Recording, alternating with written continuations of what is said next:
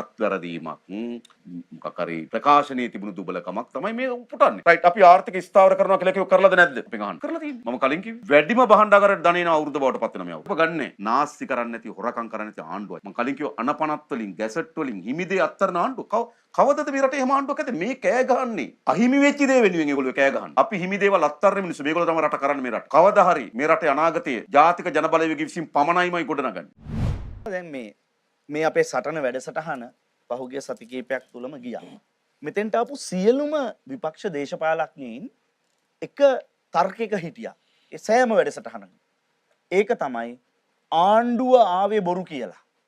ජනාධිපතිවරයා ආවේ බොරු කියලා. බොරු නෙවෙයි ඇත්තම කියනවා නම් වුන් පාවිච්චි කළ වචනේ තමයි පච කියලා. ටොන් පච. ඒ කියන්නේ ටොන් එකක් කියන්නේ කිලෝ 1000. හරි ඒ බරෙන් පච කියලා ආවේ තාම හොරු ඇල්ලුවේ නෑ. තාම විශ්‍රාම වැටුප අහෝසි කරේ නෑ. හරි දැන් මන්ත්‍රී විශ්‍රාම වැටුප එහෙම අහෝසි කරේ නෑ. මේ දීපු පොරොන්දුනේ. ඒ වගේම පච ගොඩාක් කියලා තමයි ආවේ. හැබැයි කරේ නෑ. දැන් එතකොට අපිටත් හිතෙනවා දැන් අර පොලිස්පතිතුමා අධිකරණයට ගිහිල්ලා ඉඳ ගන්න කම්ම අල්ල ගන්න බැරි වුණා. මට මතකයි රජයේ නීතිඥතුමා කිව්වා පූසෙක් වගේ ඇවිල්ලා උදේ ඉඳගෙන හිටියයි කියලා. මේ මොහොත වෙනකලුත් එක රාජ්‍ය අමාත්‍යවරයෙක් ඉන්නව වරන්තු පිට අල්ලන්න බෑ. හිටපු රාජ්‍ය අමාත්‍යවරයෙක්. අමතම ජනාධිපතිතුමා දැන් මෙහෙම කියනකොට අපිටත් හිතෙනවා අඩි මේ එහෙම දේවල් මේ කියලා ඇවිල්ලා මේක කරන්නේ නැද්ද වගේ කතන්දරයක්. ඇත්තටම මේ දැන් මේ පච කියන එක දැන් මේක ඔවුන්ගේ තේමාව වෙලා තියෙනවා. ඔබට වගකීමක් තියෙනවා මේ අවස්ථාවේ මේක පචද එහෙම නැත්නම් මේ පරීක්ෂණවල ප්‍රශ්නයක්ද ඒවා විධිමත් වෙන හින්දා පරක්කු වෙනවද කියන එක. මේ පරිච්ඡේදය කියන්නම් පොදුවේ ගත්තොත් ඒගොල්ලෝ කියන එක නෙවෙයි. ජනතාව අපිටින් අපේක්ෂා කරේ කුමක්ද? ඒකනේ වැදගත්. ජනතාව අපිට ඡන්දෙ දීලා අපේක්ෂා කරේ කුමක්ද? මම මේ ප්‍රශ්නය මැතිවරණ වේදිකාවෙත් ඇහුවා. ඕගොල්ලෝ අපිට ඇයි ඡන්දෙ දුන්නේ? ඡන්දෙ දීපුවා එක ආර්ථික ස්ථාවරභාවය නිර්මාණය කළා. අපි ඒකට එකඟතාවය පළ කරලා තියෙනවා. අපි ආර්ථික ස්ථාවරභාවය නිර්මාණය කරලා තියෙනවා. දැන් මේ කඩා වැටෙනවා කියලා කියනවනේ. වැටෙන්නේ නැහැ හොඳයි. මම ඔයගොල්ලෝ දත්ත කීපයක් කියන්නම්. අපේ අපනයන ආදායම පහුගිය දැන් මම ගෙනත් තියෙන අවුරුදු 5ක දත්ත. මේ අවුරුදු 5ේම පළමු කාර්තුවේ වැඩිම අපනයන ආදායම අපි උපයලා තියෙනවා. ඒ කියන්නේ ඩොලර් මිලියන 4230ක්. ගිය අවුරුද්දේ අපිට තිබුණේ 3978යි. ඒ කියන්නේ වසරක පළමු කාර්තුවේ වැඩිම අපනයන ආදායම උපයලා තියෙනවා. ඒ කියන්නේ මොකද්ද? ආර්ථිකය ඉදිරියට යනවායි කියන සංඥාව. දෙක වැඩිම සංචාරක ආදායම උපයලා තියෙනවා. ඩොලර් මිලියන 1122යි පළමු කාර්තුව. 2023 504යි. දැන් මේ ආර්ථිකය වැටෙනවා කියලා කියන කට්ටිය ඉන්න කාලේ 504යි. හරිද? දැන් මේක 1122 දෙගුණයකටත් වඩා වැඩිලා ආර්ථිකය වැටෙනවා. පච කියලා වාත් නැහැ. අපි ස්ථාවර කරලා තියෙනවා. ඊළඟ ගත්තොත් විදේශගත ශ්‍රමිකයන්ගේ ප්‍රේෂණ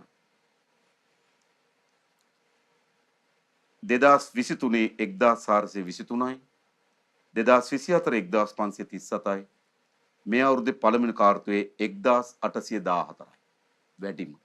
ඒ කියන්නේ මොකක්ද? ලංකාවට විදේශ මේ ඩොලර් ගලාගෙන යන ප්‍රධාන ආදායම මාර්ග තුන අපනයන ආදායම, සංචාරක ඉපීම්, විදේශ ප්‍රේෂණ. ඒ තුනම පෞගිය අවුරුදු ගණනාවකට පස්සේ වැඩිම අගය පචද වැඩ හරි මතකද? ඒ විතරක් නෙවෙයි. ඩොලරය විශාල උච්චාවචනයක් සිදු වෙමින් තිබුණා. අපි ඩොලරය ස්ථාවර කළ මාස 6ක් එක දිගට 300 සීමාවේ තියෙනවා. මොන වගේ තත්ත්වයක් ඇතුළද? දෙසැම්බර් මාසයේ ණය ප්‍රතිවගත කර ගැනීම වැඩසටහන සාර්ථක කර ගැනීම වෙනුවෙන් අපි ඩොලර් මිලියන 450ක් ගෙවන්න ඕන. ඒතර අපි ඒ ණය හිමියන ඩොලර් මිලියන 450ක් ගෙව්වා. ඒ වගේම මේ වන විට වාහන ආනයනය කිරීම සඳහා LC ඕපන් කරලා තියෙන ඩොලර් මිලියන 400. ඒ ඩොලර් මිලියන 850ක් වෙන වසරවල් වල තිබුණු නැති වැය බරක් අපි මේකට දරලා තියෙනවා. ඒ ඩොලරේ 300 තියෙනවා. ආර්ථික ස්ථාවරය පිළිබඳ අපි අසත්‍ය කරුණද කිව්වේ? අපි සත්‍ය කරලා තියෙනවා. විතරක් නෙමෙයි.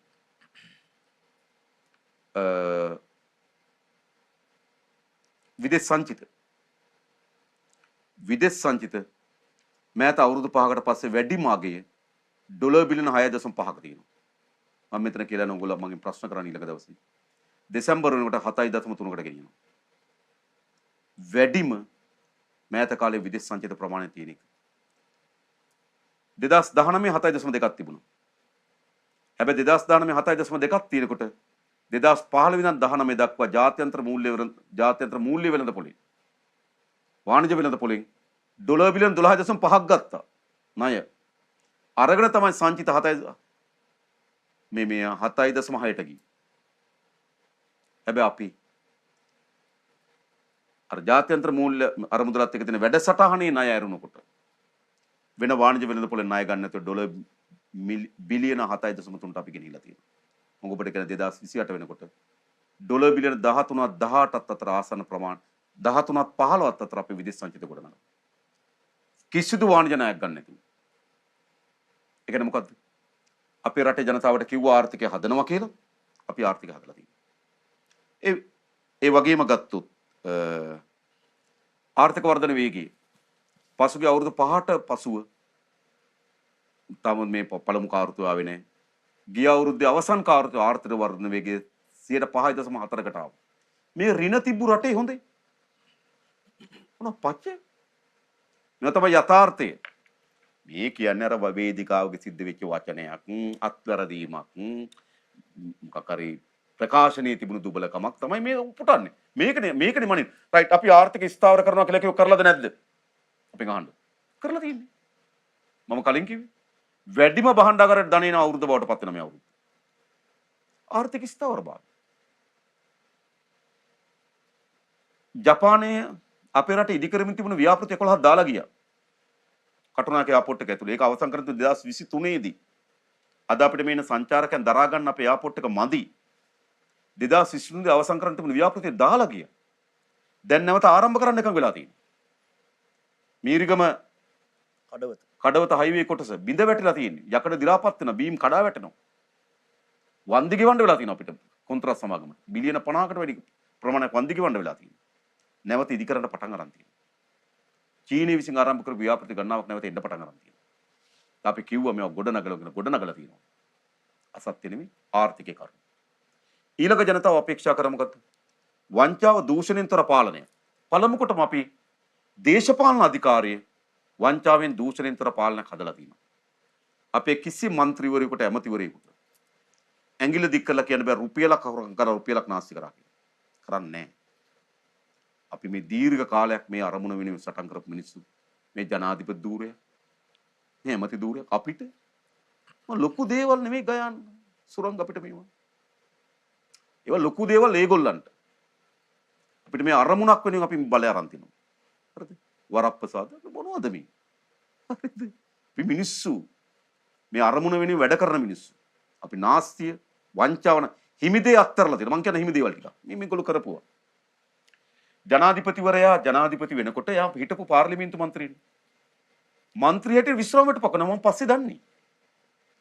ඒත් මට ජනාධිපති වැටුපත් හිමි මන්ත්‍රී විශ්‍රාම වැටුපත් හිමි. හැබැයි මම දේශපාලන ධාරාවෙම ඉන්නේ. මම ලිඛිතව දුන්න පාර්ලිමේන්තුවට මට විශ්‍රාම වැටුප එපා කියලා. පාර්ලිමේන්තු මන්ත්‍රීවරයා ඇමති වෙනවා.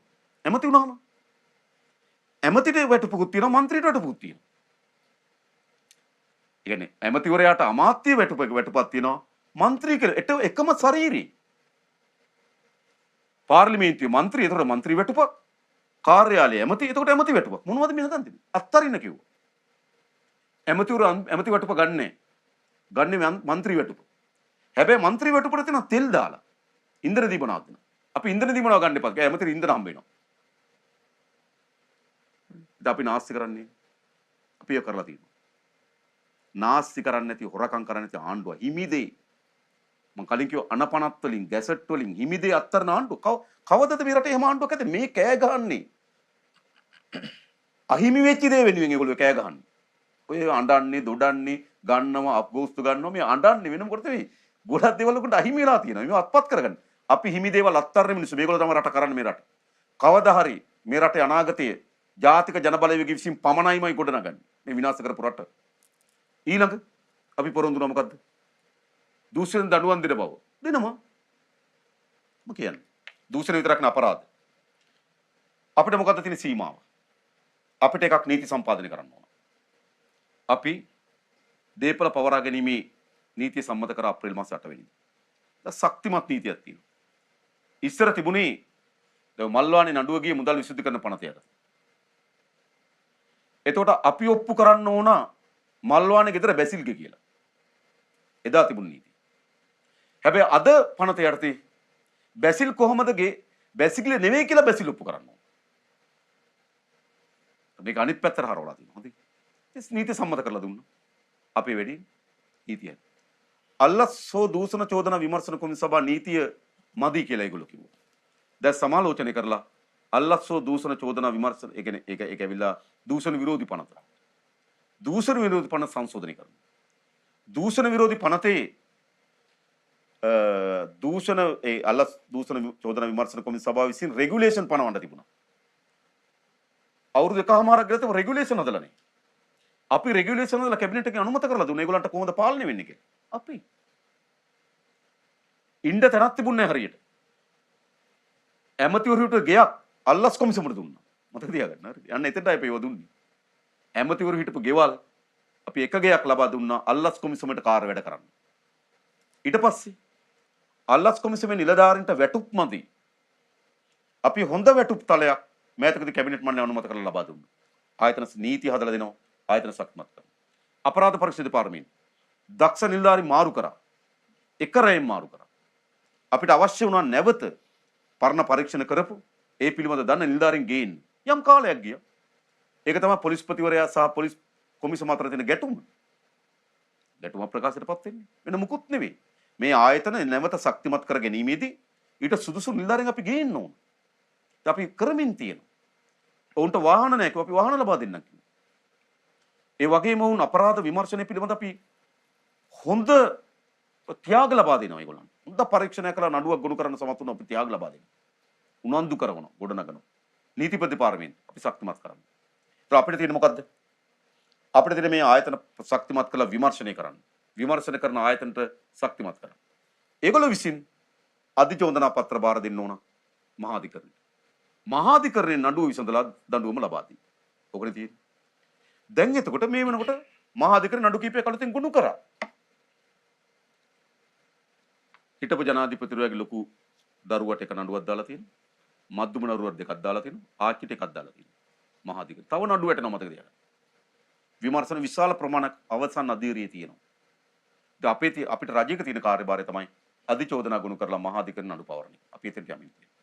නඩු කාර්යක්ෂම කර ගැනීම සඳහා මම දැක නීතිතුමා විසින් කේලිය රඹුක්වැල්ලගේ නඩුවට ත්‍රිපුද්ගල විනිසුරු මණ්ඩලයක් ඉල්ලා තිබෙනවා. ඒයි දිනපතා අහන්න. ත්‍රිපුද්ගල විනිසුරු මණ්ඩලයක් ඉස්සර මේක දිනපතා අහන්න කියලා ඉල්ලලා තියෙනවා. මම ඒව නේද ආණ්ඩුවක් කරන්නේ. ඉතින් නීතිපතිතුමා විසින් මම දැක්කා ඒක ඉල්ලලා තියෙනවා. හරි. අපි එනකොට පොලිස්පතිවරයෙක් හිටියේ නෑ මේ රටේ. මතකද? පොලිස්පතිවරයෙක් නේ. එහෙම රටක්. ඒ කියන්නේ හිටපු පොලිස්පතිවරයාට අධිකරණේ වැඩ කිරීම නතර කරලා තියෙනවා. ඉතින් අපි පොලිස්පතිවරයෙක් පත් කරා. පළමු කොටම හරි. වැඩ බලන පොලිස්පතිවරයෙක් පත්. ඒ කියන්නේ පොලිස්පතිවරයෙක් හිටපු නැත ඉතින් අපි පොලිස්පතිවරයා පත් කරලා තියෙනවා. පොලිස් සංවිධාන ව්‍යුහ අපි වෙනස් කරලා තියෙනවා. ඒකේ තිබුණ ආයතන ව්‍යුහ අපි වෙනස් කළා. කාර්යක්ෂම ආයතන ඇති කරන්න අපි කළා. පොලිසියට අලුතින් 10000ක් බඳවගෙන අපි අනුමැතිය දීලා තියෙනවා. 2000ක් මේ අවුරුද්දේ බඳව ගන්න. මම උපරිම උත්සාහ කරන්නේ 2000 බඳව ගන්නකොට දෙමළ භාෂාව කතා කරන 500ක්වත් බඳව ගන්න කියලා. උත්සාහයක් දරන දරුවෝ එන්න ඕන. සුදුසුකම් තියෙන්න ඕන. හරි. දැන් මේ ඔක්කොම අපි හදනවා. ඊට පස්සේ විමර්ශන ක්‍රියාවලිය ඉදිරියට ගිහිල්ලා නඩු වැටෙනවා. ප්‍රශ්නයක් තියෙනවා මොකද්ද? සමහර ඒවට අධිකරණයෙන් අප හම්බෙන ප්‍රශ්නයක් නෑ. හේතුව මොකද්ද? අපි නීතිපති දෙපාර්තමේන්තුව ලිපි ගණුවක් කියවලා තිබුණා 2005 ඔක්තෝබර් මාසේ තෙල් සංස්ථාවේ සල්ලි වියදම් කරන කුරුණෑගල පැත්තේ බඩු බෙදලා කියන ගම් වතුරකට පරීක්ෂණ ඉදලා වුණා ගම් වතුරක් තිබිලත් නැහැ. තෙල සංස්ථාවට බඩු බෙදන්න අයිතියකුත් නැහැ. ඡන්දයක් තිබිලා කියලා. මේ පිළිබඳ විමර්ශන වාර්තාව ඇරියා 2015 ඔක්තෝබර් වල. උත්තරය ආවා 2025 ජනවාරි 8. පිළිතුර ඇවිල්ලා කිව්වා අත්අඩංගුවට අරන් අධිකරණ ඉදිරිපත් කරන්න කිව්වා. ඒතර අත්අඩංගුවට අරන් අධිකරණ ඉදිරිපත් කරා. කෙනෙකුට අප නොදෙන්න තියෙන හේතු මොනවද? පරීක්ෂණයට බාධා කිරීම. අනික් සැකකරුවන්ට අනිත් අයට අඩත්තේටම් කිරීම, බිය ගැන්වීම. මිනිස්සුතුමා එකයි අහන්නේ.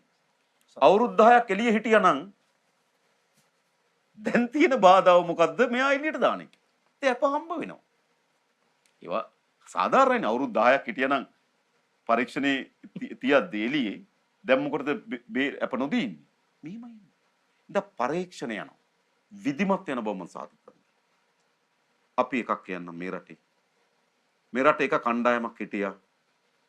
ඒගොල්ලෝ නීතියට යටත් නැහැ, නීතියට අනුගත නැහැ, අනුගත නැහැ, නීතියට බය නැහැ. ඔබ හිතන සාමාන්‍ය පුරවැසියෙක් මෝටර් සයිකලයක් දාන්න බයයි පාරට ලියාපදිංචි කරන්න නැති. හැබැයි ඇමතිවරු හොරෙන් වාහන ගෙනල්ලා ලියාපදිංචි කරන්න නැතු පාරේ දුවන. නීතියට යටත් නැහැ, නීතියට බයක් නැහැ. අපි හදනවා මේ රටේ ජනතාවට පොරොන්දු දුන්න මොකද්ද? සියලු කෙනාම නීතියට අනුගත වෙන.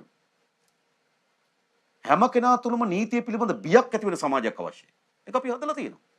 ඔබ කිව්වා පොලිස්පතිවරයා හැංගුණු බව ඇත්ත. හැබැයි අපි නොහිටින්න පොලිස්පතිවරයාට නඩුවක් වැටෙන්නේ. ඒක නේ ඇත්ත. හරි. අත්අඩංගුවට ගන්න බැරුනේ එතන දෝෂයක් තියෙනවා. මිතුරන් තමයි උන්ගේ නේද? අත්අඩංගුවට ගන්න බැරි දෝෂයක් තියෙනවා.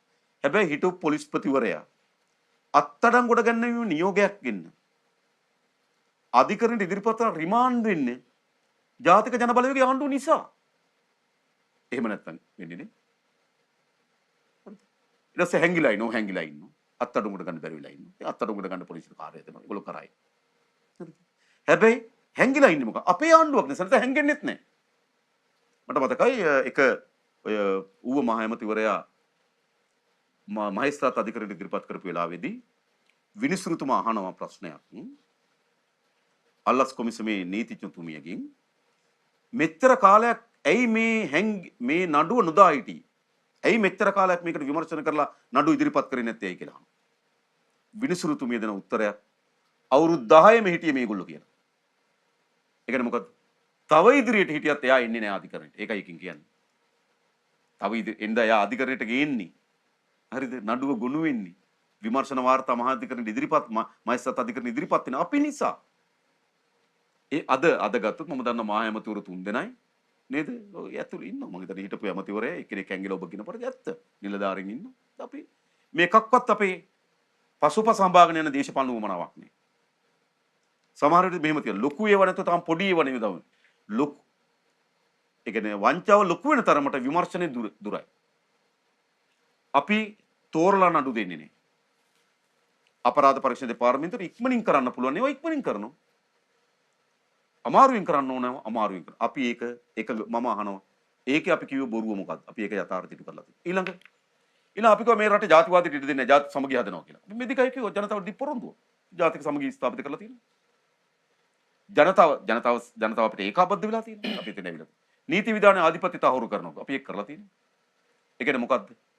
ජනතාව අපෙන් අපේක්ෂා කරපු දේවල් අපි කරලා තියෙනවා. හැබැයි ඒගොල්ලෝ අපෙන් අපේක්ෂා කරන දේවල් කෙරෙන්නේ නැහැ. කෙරෙන්නේ නැහැ කවදාවත් මතක තියාගන්න. ඒගොල්ලෝ කොච්චර ඇඬුවත් කොච්චර කෑ ගැවුවත් ඒගොල්ලෝ අපේක්ෂා කරනවා දෙන්නේ නැහැ. ජනාධිපති අරමුදලින්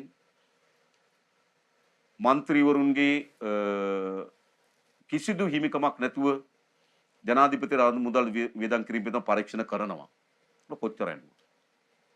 නිවාස ගිනි තැබීම පිළිබඳ ප්‍රශ්නේදී අනීතික ලෙස මුදල් ගත්තු ගැන පරීක්ෂණ කරන ඒගොල්ලෝ කොච්චර කෑ ගැව්වා. ආණ්ඩුව විපක්ෂ දෙකම හොඳයි.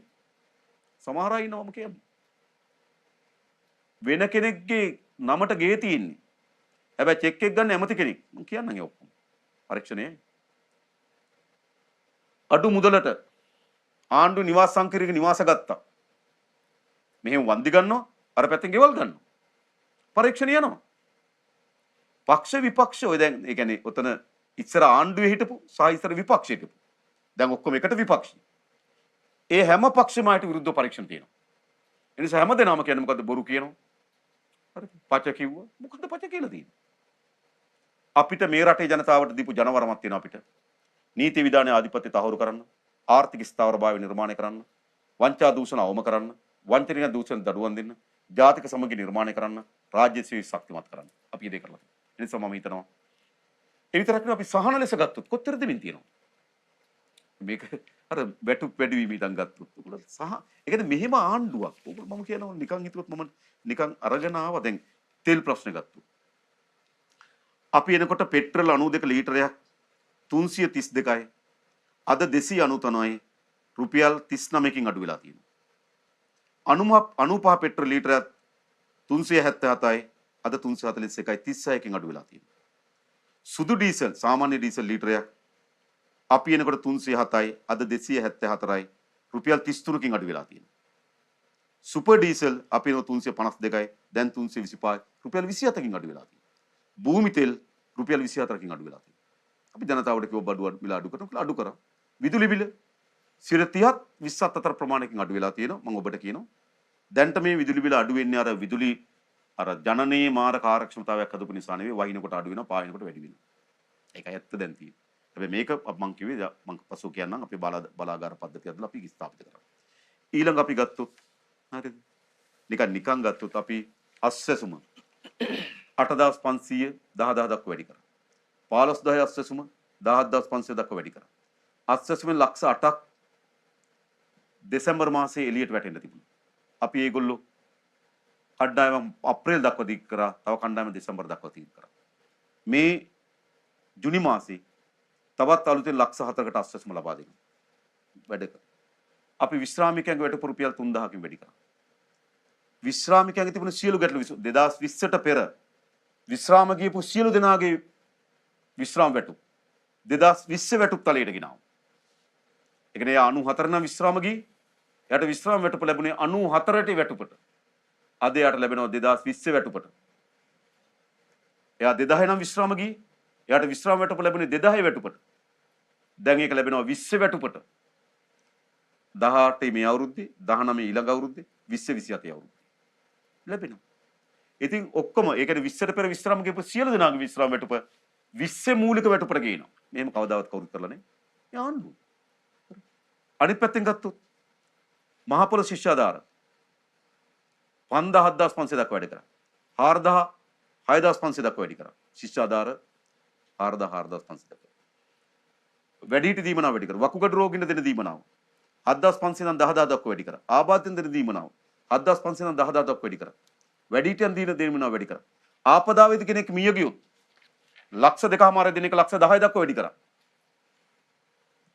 රැඳවුම් මධ්‍යස්ථකකින් ඉන්න දරුවෙක් විවාහ වුණොත් ඒ කියන්නේ අම්මා තාත්තා නැතුව රැඳවුම් මධ්‍යස්ථානකින් ඉන්න දරුවෙක් විවාහ වුණොත් එයාට යන්න දෙන්න තැනක් නැහැ. එයාට ආණ්ඩුව රුපියල් ලක්ෂ 10ක් දෙනවා ගයක් හදාගන්න. කොහොමද ආණ්ඩුව කරලා තියෙන්නේ?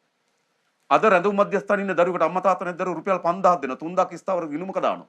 දරුවෝ බලාගන්න. අධිකරණ වෙන්න ළමයි. ඒගොල්ලෝ අධිකරණයට ගේනකොට ගේන අර සාමාන්‍ය සිරකරුවන් එක්ක බස් එකේ. අපි සල්ලි වෙන් කරා. අධිකරණයට ළමයි ගේනවනම් ඒගොල්ලන්ට වෙනම වෑන් ටිකක් අරගෙන ඒ ළමයි ගේන්නේ. ඒ කියන්නේ හිරගේ ඇතුලේ ඉන්නේ තේ ළමයි වෙන්ව. හැබැයි අධිකරණයට ගේනකොට එකට බස් එකේ නැගලා ගේනවා. අපි මොකද්ද කරේ? ඒ ළමයට වෙනම බස් ගේන්න කියලා වෙනම වාහන වල ගේන්න කියලා වෙන. කවුද මෙහෙම කරන්නේ? හරිද? රිමාන්ඩ් බාරේ ඉන්න සිරකරුවන් අද ඔබ ගිහිල්ලා බලන්න. මේ රිමාන්ඩ් බාරේ ඉන්න සිරකරුවන්ගේ වැඩි ප්‍රමාණයක් නැවත හිරේට එන අය. හිරේට එන අය. අපි තීන්දුවක් ගත්තා. ඒකේ හැකියාව දක්ෂතාවය තියෙන අයට වෘත්තීය පුහුණුවක් දෙන්න. හිරේ ඉඳගෙන එයා ඉගෙන ගන්නවා. එයාලා එළියට එන්නේ NVQ සහතිකයක් එක්ක. නැත්නම් රිමාන්ඩ් වෙච්ච කෙනෙකුට පොලිස් සහතිකයක් දෙන්නේ. එයාට රස්සාවකට යන්න බෑ. මේ වෙනස් කරලා තියෙනවා. මොනවද පච කියන්නේ? මම කියන්නේ වැඩ කරපු ආණ්ඩුවක්. මේ ජනතාවට දෙල්ලද එකඟතාවයන් පොරොන්දු ඉටු කරමින් තිබෙන ආණ්ඩුවක්. ඉටු කරපු ආණ්ඩුවක්. මේ ආණ්ඩුවක්. මේ ආණ්ඩුවක් ඇදිලා නැහැ. මේ ආණ්ඩුවක් කවදාවත් ඇදෙන්නේ නැහැ. ඒ නිසා මම හිතන්නේ ඒගොල්ලන් තියෙන ඔය අර අසාර්ථක දේශපාලන ව්‍යාපෘතියක් විතරක් තියෙන කියලා මම හිතනවා.